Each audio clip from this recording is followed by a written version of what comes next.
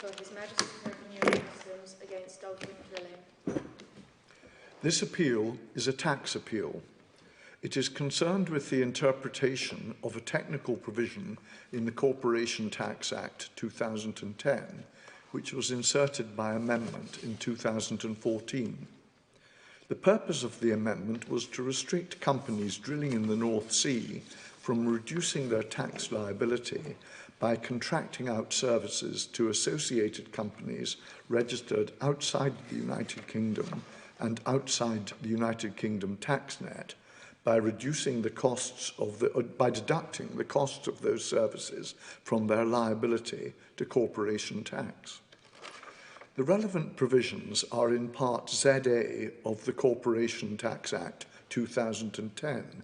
In brief, this part sets out the rules for the taxation of oil contractor activities. It imposes a higher cap on the leasing of what the Act calls relevant assets, which include structures which can be moved from place to place without major dismantling or modification, and can be used either for drilling for oil or to provide accommodation for individuals who work on another structure in the offshore area. It is the latter use with which this appeal is concerned.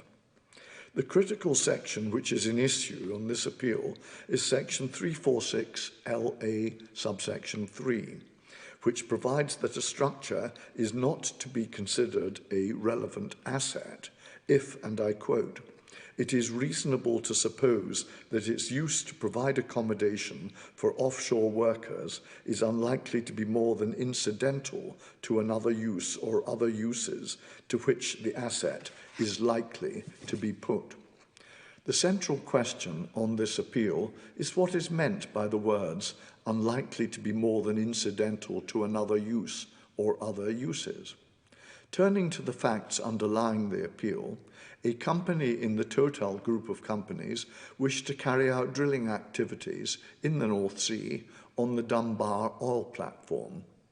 To do so, it needed the support of a tender support vessel, commonly called a TSV, to provide tender-assisted drilling services, generally referred to as TAD services. Total engaged Dolphin Drilling Limited to provide a semi-submersible drilling rig called the Borgsten Dolphin, which I will call the Borgsten, both to supply TAD services to the Dunbar and also to provide accommodation for Total personnel who worked on the Dunbar.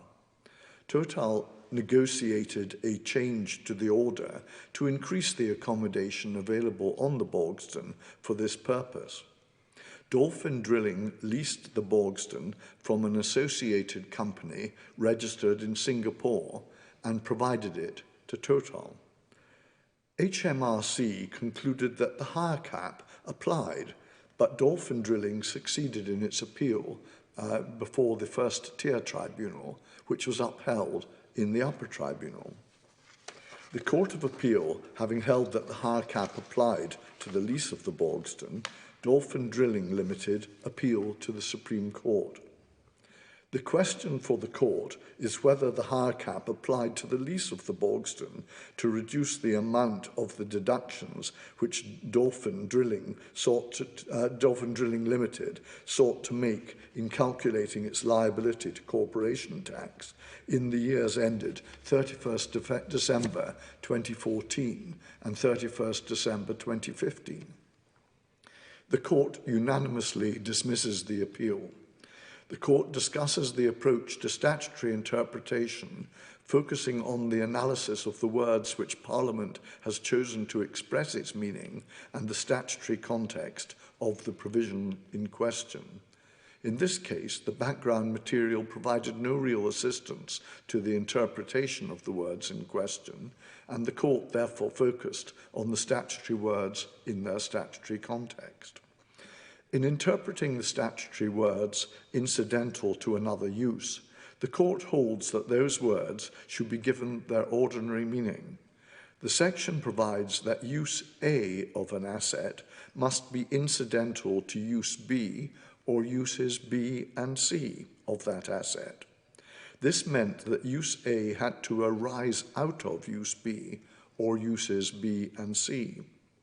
If use A was an independent use which did not arise out of use B or use B and C, it was not incidental to either of those uses.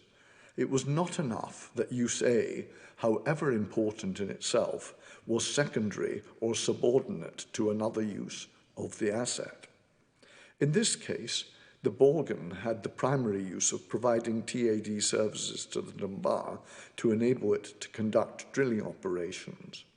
The use of the Borgsten to provide accommodation for some of Total's workers who worked on the Dunbar was a secondary use which was independent of and did not arise out of the use of the TSB providing TAD services.